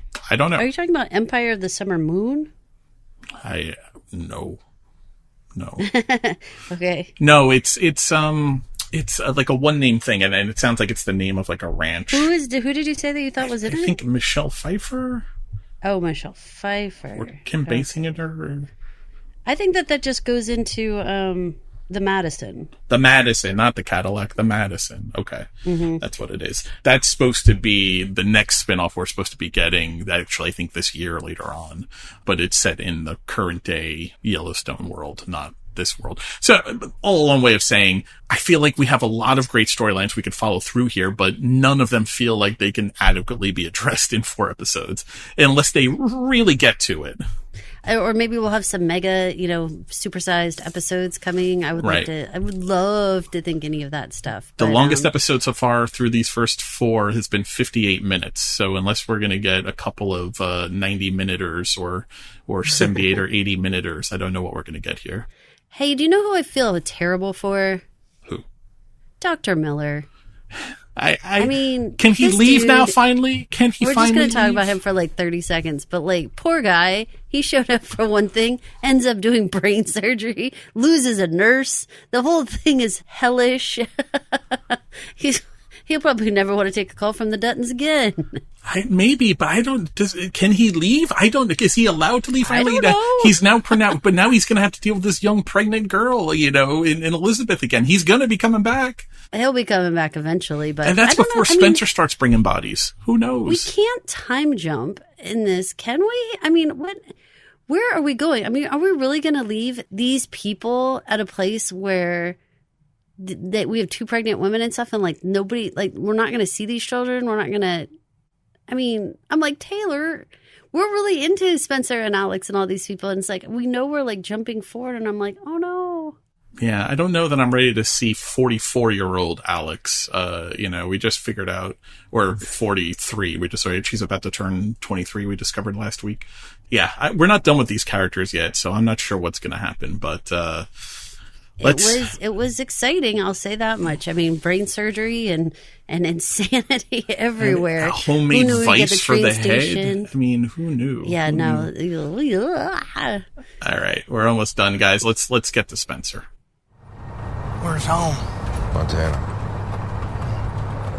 Work the mines there, do you? Rent cattle. Rancher. That's a rough business. Yeah, what is it? Prohibition causing problems up north? Wouldn't know. Weren't any prohibition when I left. With any paved roads with power lines running beside them. Wasn't none of what I'm seeing. The place I left ain't the place I'm going back to. Causing problems here, everywhere you turn.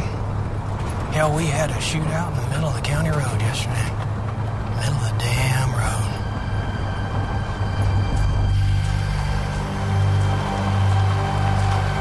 right to get out of that truck, son.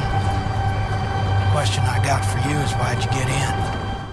All right. So last week I mentioned that for Spencer, his story seems to be, from his point of view, seems to be about the journey, as it turns out. Him talking and ruminating, and he's really staring. He's doing a lot of staring off into the distance in this episode, talking about the world he's coming back to isn't the world that he left. There was no prohibition. There were no power lines. There were no paved roads when he left. And he doesn't really seem to feel like he knows this world. Literally, like someone coming out, being like caveman, frozen lawyer kind of thing, being returned to this world. And it seems to be weighing on him and maybe changing him in the same way that you were talking, Caroline, last week about by the time Alex gets to Paradise Valley, how will she be changed by her journey?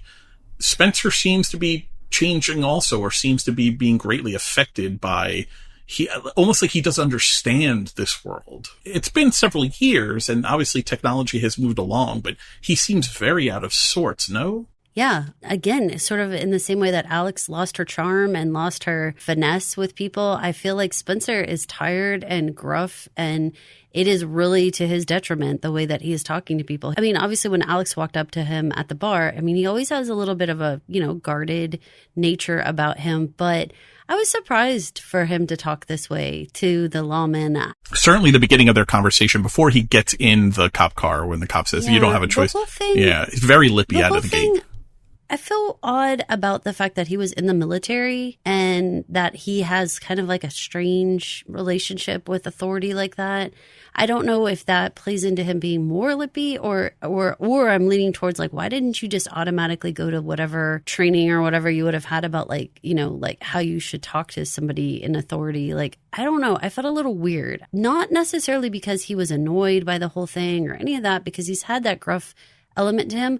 But it's like, in the same way we were saying about Alex, like read the room. It's like he didn't seem to pick up on danger before it was completely revealed to him, which doesn't feel right. Unless we're paralleling some sort of thing where it was like, remember, there was 2 leopards. There wasn't just one, like that kind of business where it's like he didn't catch it. He didn't catch that this guy was a problem right away. It took a couple beats there before he realized that, oh, he's a part of this whole thing. He saw me get out of the car. He saw this stuff. Like, he wasn't thinking like that, which isn't the mind of the hunter we're used to, who's really good at anticipating. You and I talked a lot about this, about Alex and Spencer just being a little too much, like not having things go smooth. This is what I was alluding to last week, right? This interaction with the cop, especially at the beginning, for me was the counterpart to Alex's approach, especially at the start of her Ellis Island journey with the, I am English. We invented English, Yeah. Like talking like that. What are you right. doing? You were carrying a giant rifle over your back, walking on a road. And this is a cop in a cop car asking you questions very reasonably about who are you? Why are you walking on the road with a giant rifle on your back? And your posture is not making me feel better about who you are. It's just right. In addition to your very good point, I think, about the military, and there should be some natural deference to authority, or at least more of a respectful tone, I would think, or at least, I don't know. It does seem so out of place, but because of how this plays out and the fact that the cop was working an angle and did suspect him and did kind of lure him, maybe Spencer was picking up on something. Maybe the show didn't really show it to us, but maybe he recognized the cop was wearing a brown coat of the same kind of brown coats that he saw from a distance shooting at Luca. Maybe he was putting it together and we didn't pick up on it. Maybe it was a little too insular to him. Maybe his reaction was him being guarded, but he still I guess, what was he going to do? Pull out the rifle and I don't know. But it didn't work for me. Just be more polite. Answer the questions nicely. I mean, it's not that complicated. I'm not saying he should bow down and kiss the guy's ass or anything, but I mean, just be normal. Somebody is just talking to you. Talk back normally. Don't be snotty about every little thing. And please, I understand. They are exhausted. He has been traveling for forever, and he's been doing all this stuff. I think some of the stuff you're saying about like walking along with a big ass rifle, it's 1923. I mean, I think it's okay to be walking in the country with a gun. I don't think that it was actually enough cause for alarm to quiz him. It was only because the guy had seen him. And that's the part where I'm like, the big difference was the music changed. It had changed in the quote that you played.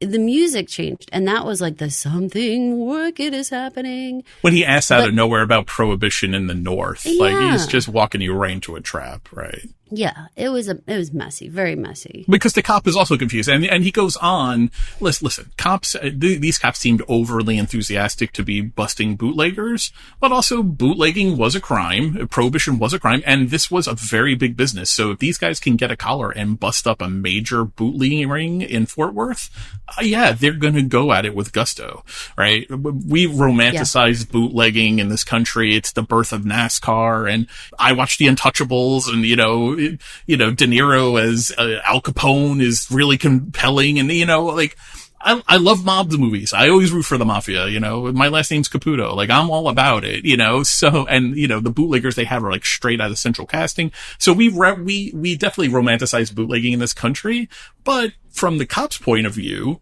this was something that was very much on their radar to bust up. We were right in the middle of Prohibition, and this was a big feather in their cap, and they were not going to let, Spencer just walk away when they knew they had him on the hook. Now, the question I have for you is, by the cop handcuffing him to the steering wheel later on when they do get to Fort Worth and says, "Don't go anywhere," does that reveal that the cop was actually never going to let Spencer go? That the whole thing was a ruse? The fact that he let him take his stuff with and stuff? Was this cop ever going to let him, was he going to honor the deal and let him go on his way after this was done, or no? No. Why would they, right? They found a guy leaving a bootlegging truck, right? They're obviously going to hold him in. It doesn't make any sense at all. I mean, and he's like the main way that they can get back to who was the supplier in the first place. So no, they weren't going to let him. It was comical to watch him just like immediately like pull his wrist up and shoot the handcuffs off. That was like hilarious. Although now he's still going to be walking with a handcuff on his wrist, which is problematic. It's my bracelet. Everything you're saying about prohibition's right. This also falls under this section of nobody seemed to do their homework about what was going on in America when they were planning on coming over. So it's hilarious. Like, Alex doesn't know what's going on or what they're going to do. Spencer doesn't seem to know much about what's happening. He's just like, I don't know. It wasn't illegal when I was here last.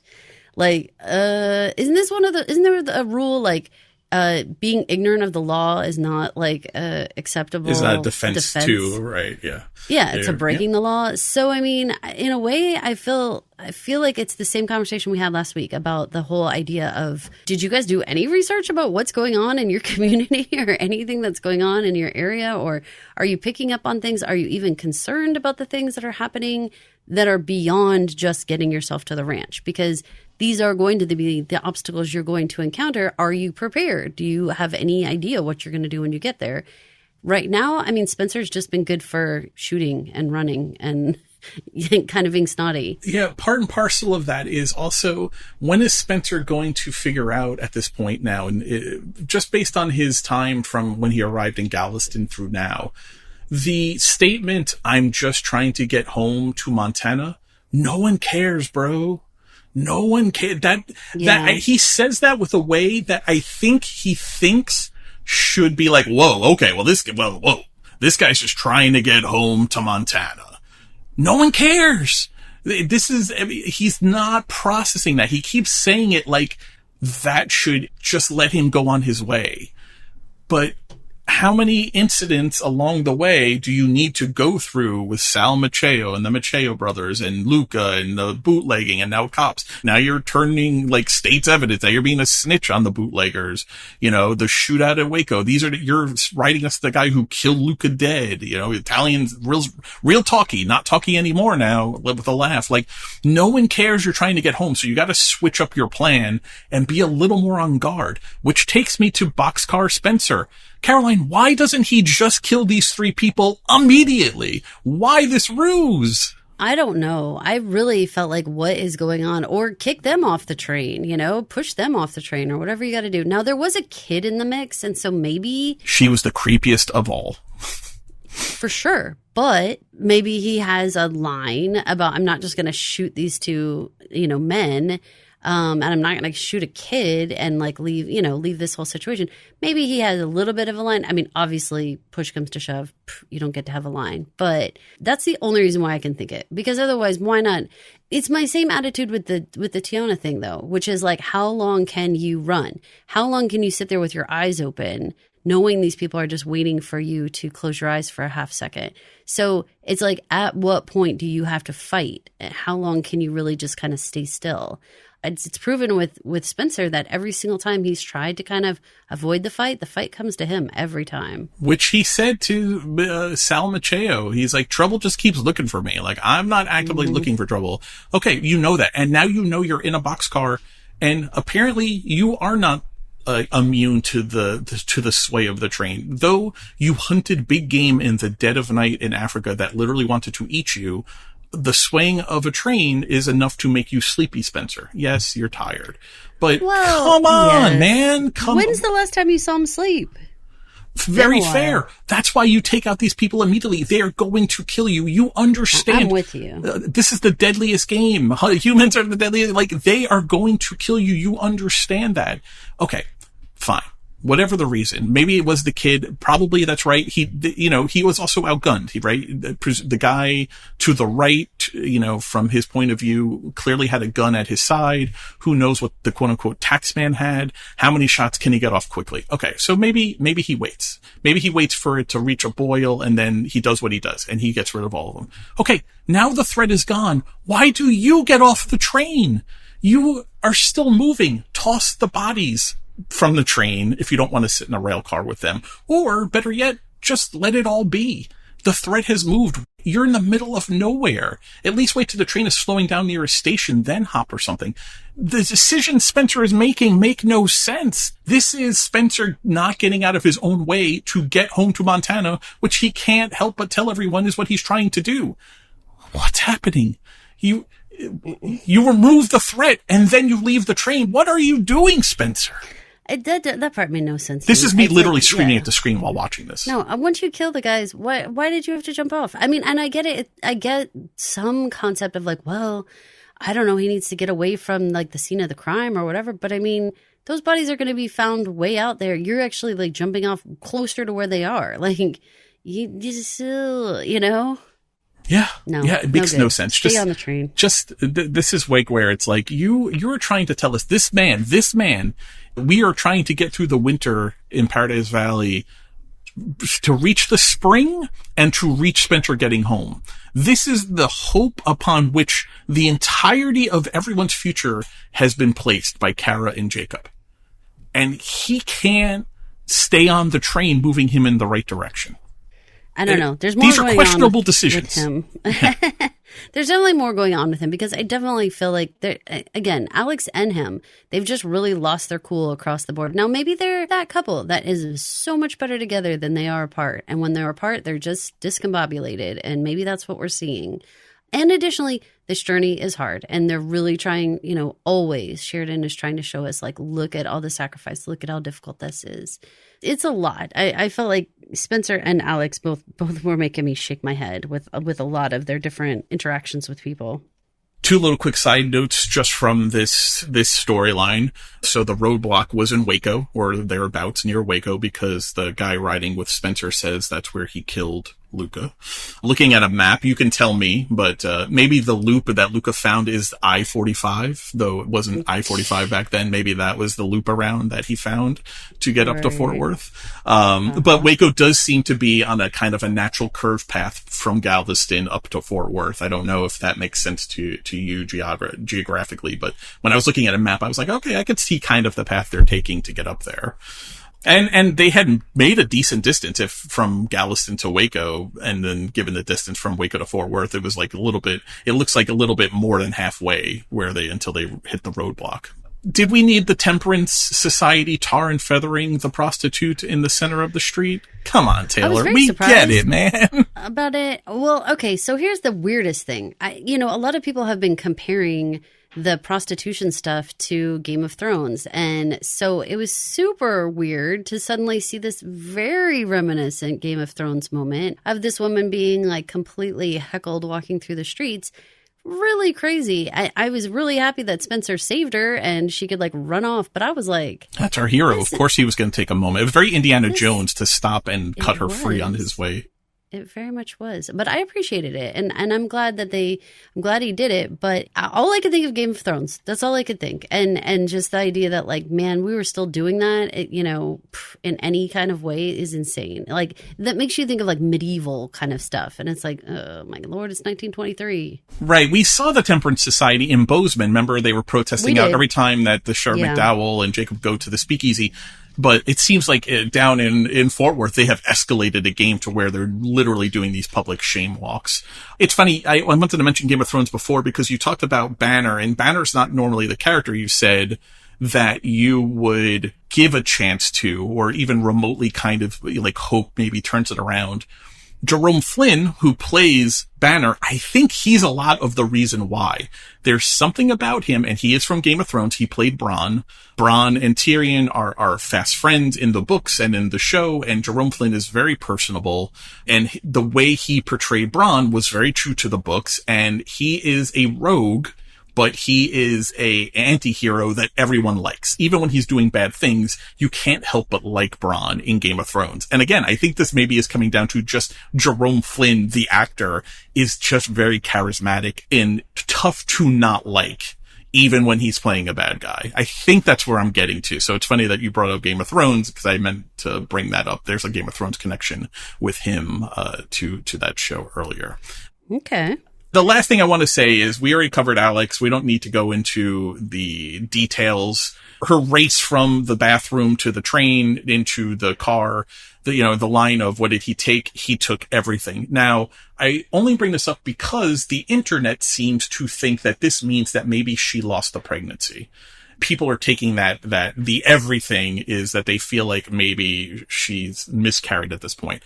I don't see any evidence for that. I'm not willing to jump to that, but I'm curious if that holds any weight to you, or if it's something that maybe we can try and dispel while we're talking about it here. Fascinating. So if I were to read that someone was looking at the line, he took everything, I don't know that I would go to the baby as much as I would go to just being raped. But he didn't rape her, though.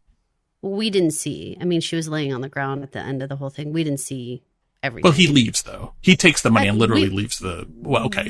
We believe that. We believe that. Okay. But also, I mean, she was still on the ground. So I'm not sure. I mean, I didn't see that, and I didn't see any evidence of any type of bleeding. I didn't see evidence of her mourning that situation, which she would have been, because she would have known what was going on. So that's a far leap to say that she lost the baby.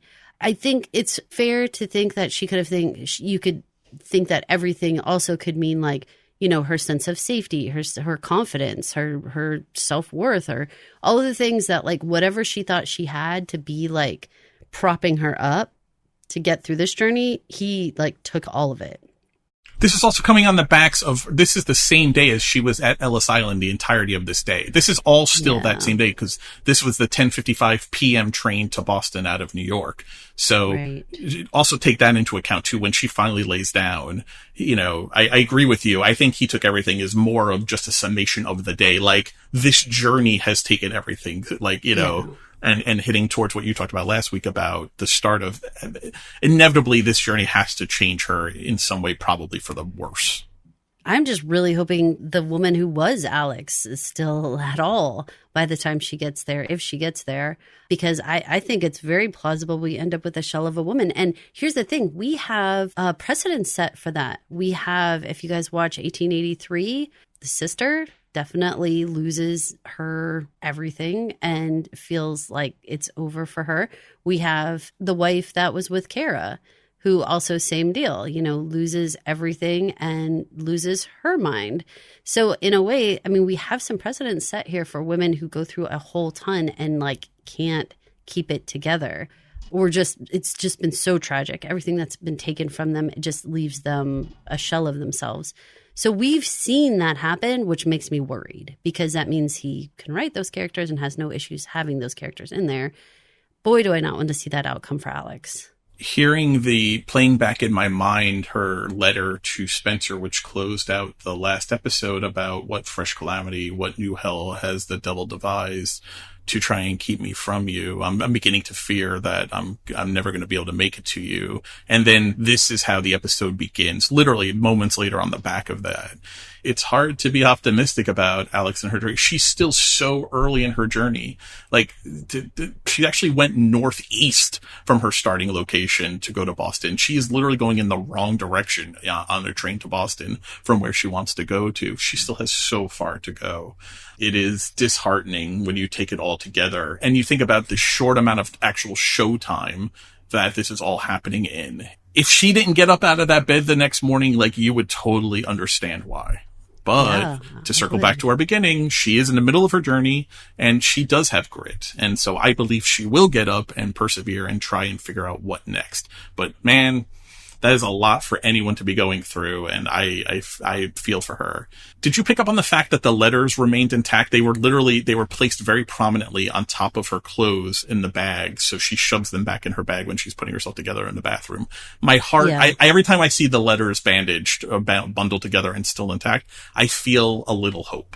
Yeah, I'll go with that. That does feel like the key to her getting back. Like a talisman. Maybe it's those that keep her going. I like that. Maybe she could read them to herself, you know, even on the train or whatever, and make herself kind of like reinvigorated. I like the idea of, even if they never show us that, I like the idea that she could use the letters to make herself feel like she's not so alone, make her feel like she's got family waiting for her.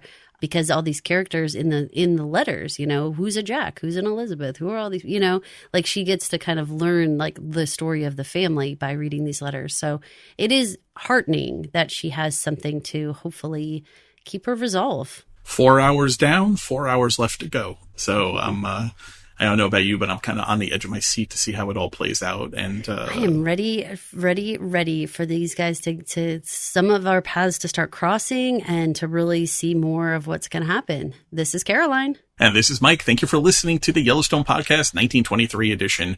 If you wouldn't mind heading over to Apple Podcasts, Spotify Podcasts, or wherever you listen to podcasts and rate, review, and subscribe. While you're there, if you could, please leave us a 5-star rating. It really helps the promotion of the show. It pushes up to the top of the recommended listen lists and, you know, just makes us feel happy for, you know, you guys listening, and which we are very thankful for you guys listening.